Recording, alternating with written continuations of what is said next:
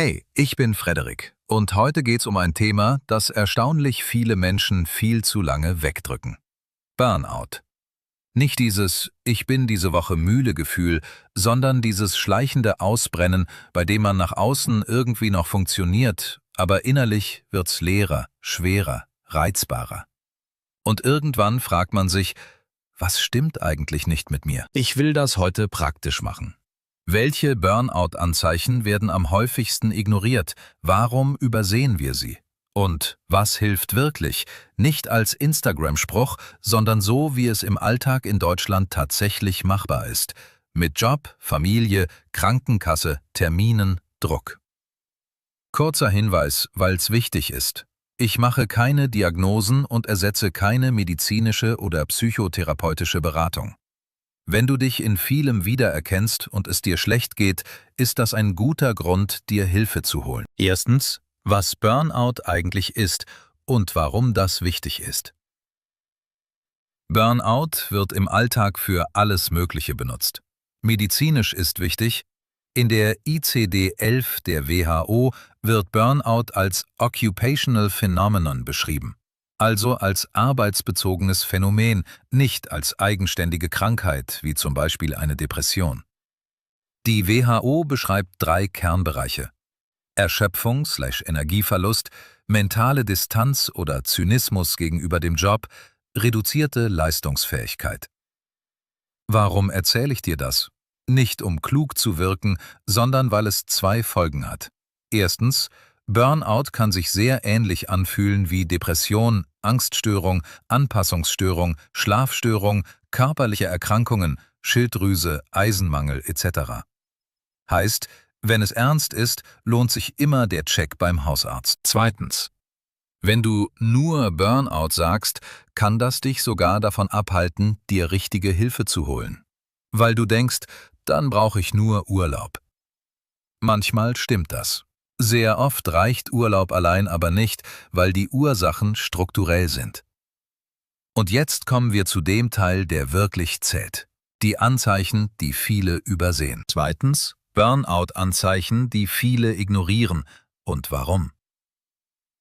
Ich nenne dir jetzt typische Muster, die ich aus Gesprächen immer wieder höre, und vielleicht erkennst du dich in ein paar Punkten wieder. Anzeichen 1: Normale Erholung wirkt nicht mehr. Früher hat ein freies Wochenende gereicht. Jetzt hast du frei und Montag bist du trotzdem wie durch. Oder noch schlimmer, Sonntagabend kommt schon diese Welle aus Druck, Unruhe, innerem Widerstand. Typischer Satz: Ich hab doch nichts gemacht, warum bin ich trotzdem kaputt? Das ist ein ziemlich klares Zeichen, dass dein System nicht mehr runterfährt. Anzeichen 2: Du bist ständig auf Low Battery. Nicht nur nach einem harten Tag, sondern grundsätzlich. Du wachst auf und bist schon müde. Oder du brauchst ewig, bis du online bist. Oder du hangelst dich von Kaffee zu Kaffee. Das wird oft verwechselt mit „Ich bin halt nicht der Morgenmensch". Kann sein, aber wenn du merkst, Energie kommt kaum noch zurück, dann ist das mehr als ein Lifestyle-Thema. Anzeichen 3: Reizbarkeit, Zynismus, kurze Lunte. Burnout macht viele Menschen nicht nur traurig, sondern hart. Genervt, sarkastisch, ungeduldig. Man wird innerlich kalt, weil das Nervensystem sparen muss. Dann hörst du dich Dinge sagen wie „Ist mir egal. Die Leute sind alle unfähig. Ich kann das nicht mehr hören." Und oft ist darunter gar keine Arroganz, sondern Überlastung. Anzeichen 4: Konzentration wird schlechter, Brain Fog. Du liest einen Absatz 3-mal. Du vergisst Kleinigkeiten. Du starrst auf eine Aufgabe und kommst nicht rein. Du fühlst dich dümmer als früher. Das ist für viele richtig beängstigend. Aber häufig ist es Erschöpfung plus Stresshormone plus schlechter Schlaf. Der Kopf hat keine Kapazität. Anzeichen 5: Du fängst an, Dinge zu vermeiden, die früher leicht waren. E-Mails, Anrufe, Termine, Papierkram. Selbst Freunde zurückschreiben. Nicht, weil du faul bist, sondern weil jede Kleinigkeit plötzlich nach zu viel fühlt. Und dann kommt oft die zweite Welle: Scham.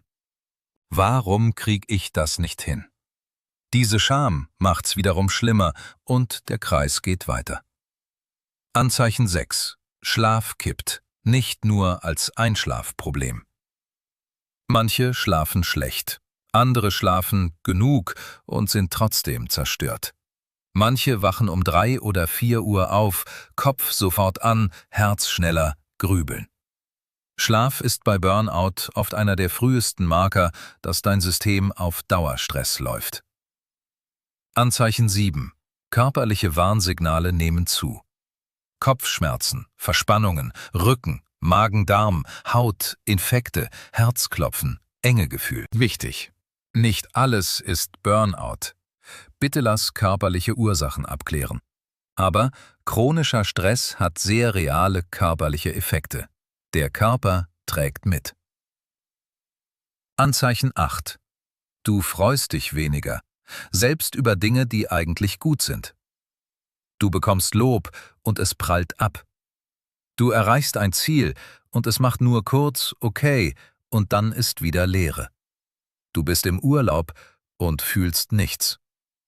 Das kann in Richtung emotionaler Taubheit gehen, ein Schutzmechanismus, wenn zu lange zu viel war.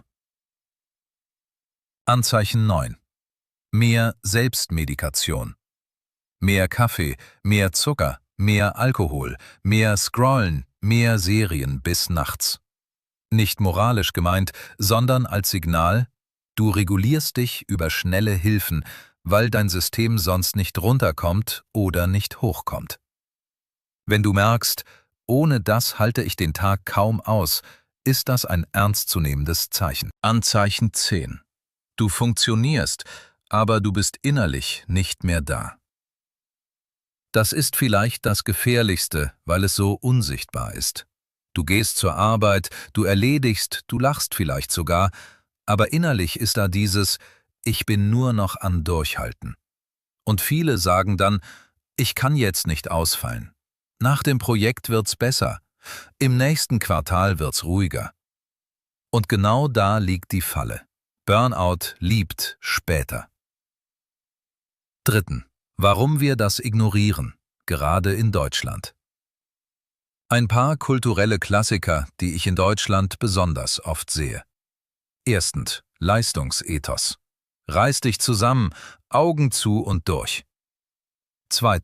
Angst vor Stigma. Wenn ich sage, mir geht's psychisch schlecht, dann... 3. Verantwortung. Kinder, Team, Pflege von Angehörigen, finanzielle Verpflichtungen. 4. Vergleich. Andere haben's schlimmer. Mag sein, hilft deinem Nervensystem null. Und dann kommt dieses Missverständnis: Burnout sei ein persönliches Problem. In Wirklichkeit ist Burnout oft ein Systemproblem. Arbeitsmenge, Unklarheit, fehlende Pausen, schlechte Führung, Konflikte, fehlender Sinn, permanente Erreichbarkeit, zu wenig Personal. Du bist nicht kaputt, du bist überlastet, über längere Zeit. 4. Kurzcheck. Bin ich nur gestresst oder Richtung Burnout? Wenn du ehrlich testen willst, nimm dir kurz diese Fragen. Wann war ich zuletzt wirklich erholt? Nicht nur kurz frei. Sind Wochenenden Erholung oder nur Überleben ohne Termine? Bin ich zynischer, gereizter oder distanzierter als früher? Fühlt sich Arbeit häufiger sinnlos an oder nur noch wie Druck? Habe ich mehr körperliche Symptome, schlechteren Schlaf, mehr Infekte? Muss ich mich mit Kaffee, Scrollen, Alkohol regulieren, um den Tag zu schaffen? Habe ich Angst vor Montag oder Angst vor meinem ganzen Alltag? Wenn da viel Ja ist, dann geht's nicht um Motivation, sondern um Regeneration, Grenzen und Veränderung. 5. Was wirklich hilft aus der Praxis. 3 Ebenen. Ich mache das jetzt sehr pragmatisch, so dass du nicht dein Leben komplett umbauen musst, um anzufangen. Ebene A. Die nächsten 72 Stunden. Stabilisieren statt optimieren. Ziel: nicht tiefer rutschen. Erstens. Last um 10–20% senken, sofort. Nicht alles hinschmeißen, sondern was kann weg, ohne dass die Welt brennt. Einen Termin absagen, ein Nice to have streichen. Eine Aufgabe kleiner schneiden, good enough. Abgabefrist neu verhandeln. Wichtig: Burnout wird oft von Perfektionismus gefüttert. Ich mach's richtig oder gar nicht ist in Erschöpfung pures Gift. Zweitens. Schlaf priorisieren, wirklich. Wenn du nur eine Sache ernst nimmst, Schlaf. Mini-Regeln, die realistisch sind. Gleiche Aufstehzeit plus/minus 30–60 Minuten. Koffein später am Tag reduzieren. Abends Licht, Handy wenigstens runterdimmen. Ein kurzes Runterfahrritual. Duschen, 10 Minuten lesen, ruhige Musik. Das ist nicht Wellness, das ist Nervensystemmanagement. Drittens. Körper runterregulieren. 10 Minuten pro Tag. Ein kurzer Spaziergang ohne Podcast. Dehnen, Atemübung, warm duschen. Wenn dein System dauerhaft auf Alarm steht, brauchst du kleine Signale, es ist gerade sicher. 4. Ein ehrlicher Satz zu einem Menschen. Burnout bleibt länger, wenn du es versteckst. Du musst nicht alles erzählen. Ein Satz reicht: Ich bin gerade echt am Limit und muss meine Belastung reduzieren. Ebene B, 2–6 Wochen. Energie zurückholen plus Ursachen anpacken. Hier geht's um Struktur. Erstens. Erreichbarkeit begrenzen, die unterschätzteste Maßnahme. In vielen Jobs ist nicht die Arbeitszeit das Problem, sondern die mentale Dauerverfügbarkeit. Praktische Schritte. Push-Notifications für Mail, Teams, Slack aus feste Checkzeiten, zum Beispiel 11 Uhr und 16 Uhr. Handy abends nicht mehr als Arbeitsgerät. Keine Arbeitsmails im Bett. Ja, das ist manchmal unbequem, aber das ist genau der Punkt. Grenzen fühlen sich am Anfang falsch an, wenn du sie nie hattest. Zweitens. Die Fake-SRGent-Liste entlarven. Schreib dir eine Woche lang auf, was ist wirklich dringend und was wird nur dringend gemacht.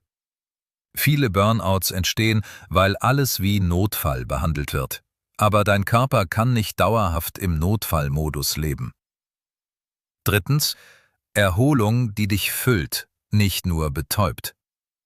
Scrollen betäubt. Es erholt oft nicht. Was füllt dich wirklich? Natur, Sport ohne Leistungsdruck, Musik machen, Kochen, Sauna, Freunde, die nicht anstrengend sind, irgendwas Kreatives. Plan das wie einen Termin, nicht wenn Zeit bleibt sonst nie. 4. Arztcheck. Hausarzt ist oft der beste erste Schritt. Gerade in Deutschland ist der Hausarzt für viele der einfachste Einstieg. Körperliche Ursachen checken, zum Beispiel Blutwerte. Schlaf, Herz, Stresssymptome besprechen. Gegebenenfalls AU, Krankschreibung, wenn Arbeiten gerade nicht geht. Überweisung, Empfehlung für weitere Hilfe. 5. Arbeitsplatzhebel nutzen, ohne Drama. Viele wissen nicht, was im deutschen System möglich ist. Betriebsarzt, Betriebsärztin, neutraler Ansprechpartner im Unternehmen. Betriebsrat, falls vorhanden, kann unterstützen, wenn Belastung strukturell ist. BEM, betriebliches Eingliederungsmanagement nach längerer Erkrankung, kann helfen, Rückkehr und Anpassungen zu organisieren. Das heißt nicht, dass jede Firma top damit umgeht, aber es sind reale Anlaufstellen. Ebene C. Langfristig, damit es nicht wiederkommt. Hier wird's ehrlich. Manchmal ist Burnout ein Signal, dass dein Leben oder Job-Setup nicht mehr passt. Erstens. Wertekonflikte erkennen. Beispiele. Du willst Qualität, bekommst aber nur Tempo. Du willst Sinn, bekommst aber nur KPI. Du brauchst Ruhe, bekommst aber Dauermeeting. Du willst fair, erlebst aber toxische Kultur. Wenn ein Wertekonflikt dauerhaft bleibt, hilft keine Atemübung der Welt auf Dauer. Zweitens. Identität entkoppeln. Ich bin nicht meine Leistung. Viele brennen aus, weil sie sich nur dann okay fühlen, wenn sie produktiv sind. Das ist hart zu ändern, aber möglich. Und es ist oft der Kern. Sozialer Akku ist Teil deiner Gesundheit. Nicht, wenn's mir besser geht, melde ich mich wieder, sondern kontaktfähige Menschen sind Medizin. 1, 2 stabile Beziehungen reichen, Qualität vor Quantität. 6. Eine praktische Übung, der 10%-Plan. Mach das heute. Wenn du nur etwas Kleines mitnimmst, dann das. Nimm Notizen und schreib 4 Zeilen. Was zieht mir aktuell am meisten Energie? Eine Sache. Was davon kann ich um 10% reduzieren, diese Woche? Was gibt mir 10% Energie zurück? Eine Sache. Wen informiere ich kurz, dass ich gerade kürzer treten muss? Und dann setz eine Sache innerhalb von 24 Stunden um.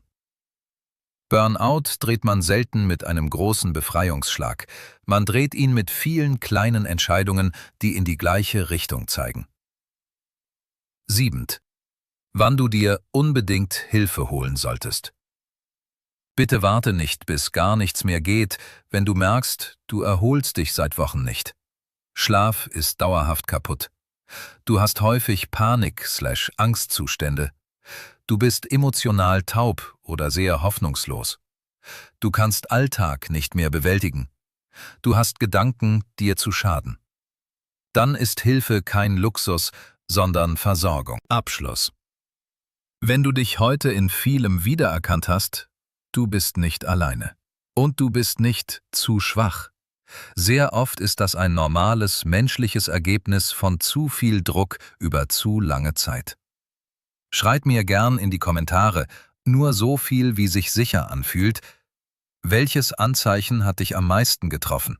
Und was wäre dein 10%-Schritt diese Woche? Wenn du willst, kann ich als nächstes ein Video machen mit Burnout versus Depression. Woran merkt man den Unterschied? Oder wie du im Job Grenzen setzt, ohne direkt Krieg auszulösen.